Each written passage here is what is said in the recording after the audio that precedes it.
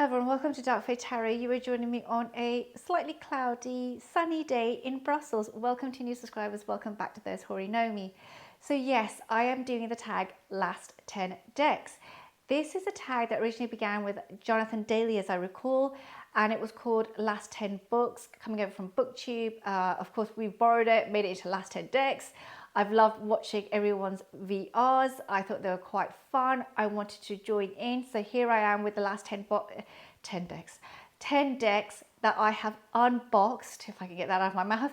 I've unboxed. There are other decks that are waiting in the wings, ready to be released. But these are the ones that I have newly opened, and you may have seen some unboxings already on my channel and some that I haven't shown yet, and one that just arrived this afternoon. That's how hot off the press they are. So without further ado, let's go and have a look at these decks, and I will see you all soon. See you in a moment. Hello everyone, so welcome. So I am going to do this video for the third time. I think this is the third time I'm doing this video. That's because I always just take too long doing this video, and I'm like, no, I need to make it shorter. So bear with me as hopefully we can fly through these. These are my last 10 decks, and they are not necessarily the last 10 to have arrived. Some of them are actually, but they're the last 10 definitely to have been opened. That's for sure. So let's go through these, and hopefully I will be as fast as I can. So let me show a deck, first of all, that I have been gifted very nicely by David Lee, who is the creator, illustrations by Yale Bernard.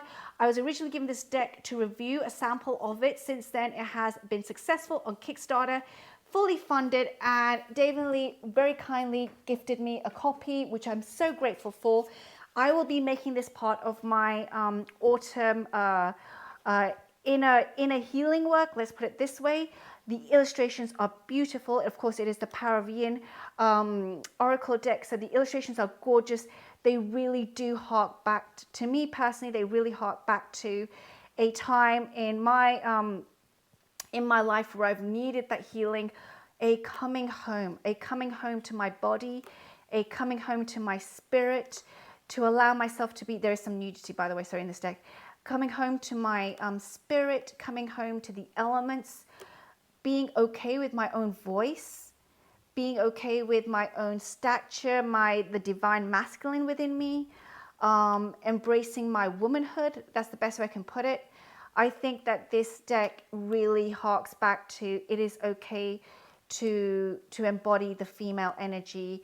It is okay to feel confident within my own skin and my own body, that kind of thing. And I really feel very cool to use this in the fall, in the autumn. And, you know, and it's got a very good balance of the elements, fire, water, air, and earth. So yes, I'm so glad that I have this. The production quality, the cardstock is beautiful. It's silky smooth. Very nice cardstock, and yeah, it's very touching, this deck. That's the best way I can put it. And yeah, I'm really glad to be working with it. I also love some of the shapes in this deck. It's just they're beautiful. So that is the Power of Yin Oracle. Okay, so the next deck that I want to show you is one that has also been recently shown on my channel. I mean, I've got decks flying in, so you are going to see some that I have recently shown, and I'm going to show some new ones. That is, of course, the Secret Language of Animal Oracle cards, artwork by Jimmy Manton, and guidebook by Chip Richards. The art and the guidebook are just amazing in this deck. These are the backs, before I forget. These are the backs. Get that in shot. There you go. And this deck is just stunning, really, really beautiful. I bought this because, just to put it very bluntly, I use animal oracles as part of my week ahead. Right now I'm using another deck, and I enjoy it so much that I would like to rotate decks because I enjoy them. And I know that I love it when people have a few decks that they use and they've really closely bonded with them, and that's enough for them. I really respect that. I'm one of those people that I like the variety and rotations of decks, And I brought this in as part of a rotation that I'd like to do using different animals, different decks, sorry. And yeah, this deck will really fit that bill. I think the artwork is stunning. The guidebook is excellent too. It's a Blue Angel deck, so it's mass market. It's retailing around the €20 mark. It's a 2013 deck, so it's been around for 10 years. And I think it's a hidden gem. So I am really glad that this is joining my shelf. And I can really see myself using this. These are endangered species, by the way, as well as there are cards to represent the elements also in here. So of course, earth, water, air, and fire. But yeah, it's a really great selection of animals shown, and these are endangered species. So beautiful, and a really great message as well for us. So yeah, so this was just recently shown also on the channel. If I can, I will of course link the review. The next deck that I'd like to show, there's so many here right now, I'm like, the next deck that I'd like to show is one that also is an oracle deck, and of course that is the Oracle of Seven Energies by Colette Baron-Reid is the author. Jenna Della Cortaglia is the illustrator. This deck was of course initially published in 2020, summer of 2020. I wanted this deck then. I also have other Colette decks. I waited because I thought maybe I just don't need another Colette deck. But then I was like, no, I would like this deck. I love this deck. It is just beautiful. The energies are just gorgeous. My only gripe is I don't love the cardstock, but okay. These are the backs. I like Jenna's artwork, but I really like Colette's writing. And I have to say, I'm one of those people that enjoys Colette Baron-Reid's writing. I know that it's not for everyone, but I enjoy, I think I just touched my mic, sorry. I enjoy reading her Oracle guidebooks. I think she's very on point. I think she delivers very good messages. Realistic actually, and yeah, I do enjoy this deck actually. I'm still using it. I'm using it with the Sacred Bee, Keeper of the Sacred Bee Tarot. So go and check my Insta if you'd like to see these pairings. I'm not using it every day, this one, but you can see some pairings. It's just a beautiful deck, a beautiful, beautiful deck. Jenna's artwork and Colette's writing, and yeah, it's not my favorite collab of theirs actually. There's another one that's my favorite collab of theirs, but I am glad I got this. It's a really good addition to my shelf. Okay, so going on from here, let's try and make this quick, is a deck that I just showed, literally just showed, and that's the live that I did yesterday. It's a live that I did with Raiska over from Earth Codes Oracle. And of course, here is the box cover. It is the Moonchild Tarot by Daniel Noel, the Shadow Edition. Of course, just published. It is available in Sound de Zacana, which is where I bought mine. It's also available in Tarot NL. And if you're in the US, I'm sure you can get it from Daniel Noel's own website. It is gorgeous. It is a gorgeous, gorgeous deck. Now, the story behind this, as I recall, I could have fudged up my memory here, is originally the Moonchild was meant to be a shadow for the Star Child, but it didn't work out that way. And in the process, Daniel Noel had some remaining artwork. And that became the basis for a new Moonchild deck, the Moonchild Shadow, which is this. However, I have to say, having looked at this, and yesterday we did a comparison, and then Raiska and I showed 20 pairings of this deck with other decks. That is how versatile this deck is. However, sorry, going back to, artwork from the first Moonchild was, not unused artwork, sorry, from the first Moonchild was used for this. I have to say, I think Daniel Noel has done a stunning job because it really looks like its own deck. To me, it doesn't look like it's overlapping too much or anything. Just the changes are wonderful. This mauve hue going over the cards is gorgeous and stunning. This wintry vibe, earthy vibe, it's perfect. It is a deck that I believe really is Moonchild tapping into that witchy energy. That's how I see it. It's very witchy in some ways. It's got the other side of the moon, the dark side of the moon energy. I love this High Priestess. Absolutely love her. Yeah, I'm so glad that I got this deck. There was absolutely no hesitation in my mind that I was going to get it. These look like angel wings to me, the bones of angel wings, which is phenomenal.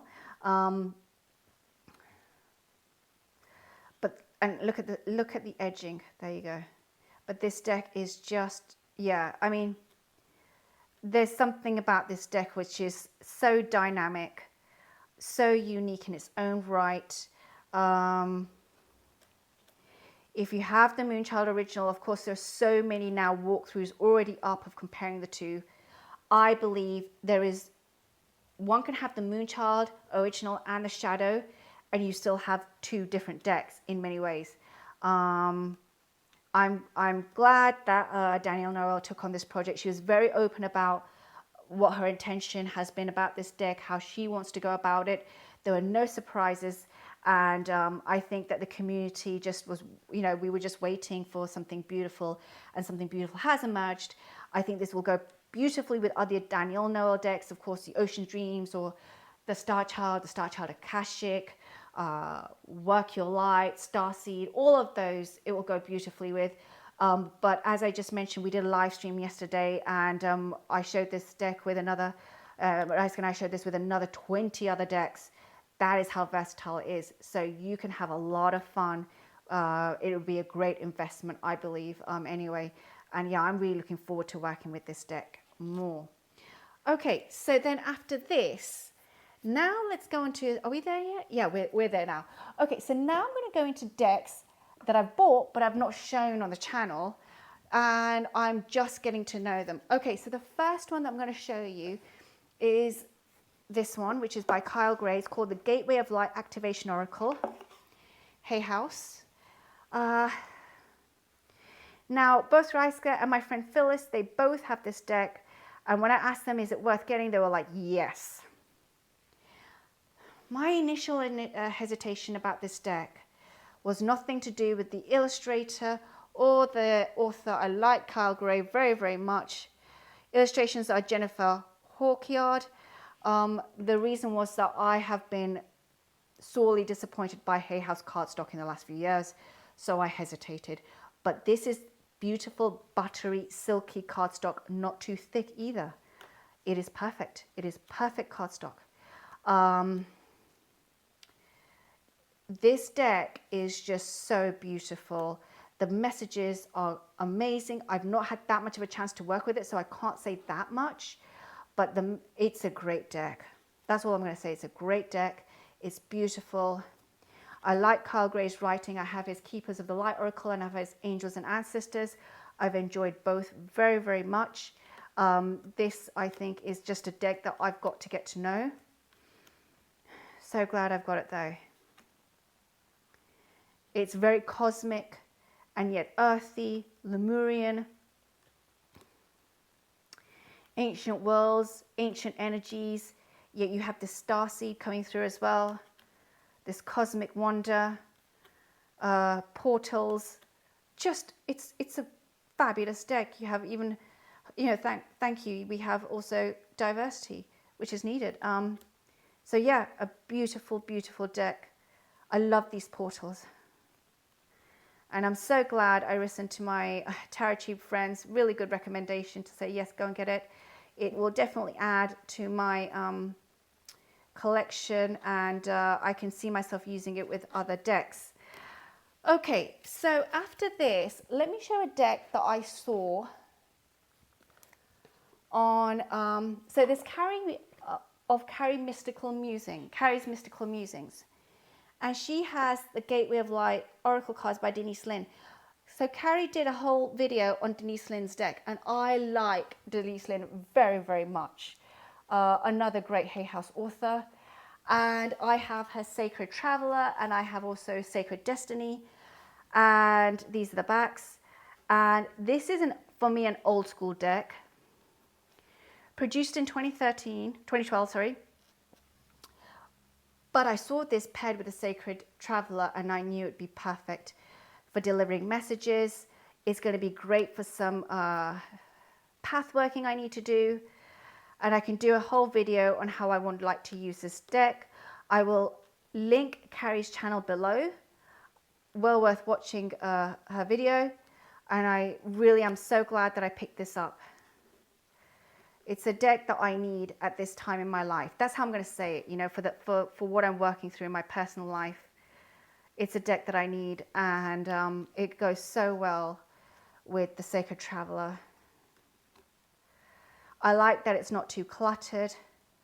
I like its simplicity. I like the fact that the messages are very easy to read and to see. So there you go. So, I have no idea how many I've shown. A bit out of breath. Okay, so this is a deck that I picked up for some very specific work. The Sacred Circle Tarot by Anna Franklin, illustrations by Paul Mason. This is a Llewellyn deck, and I believe it's still in print.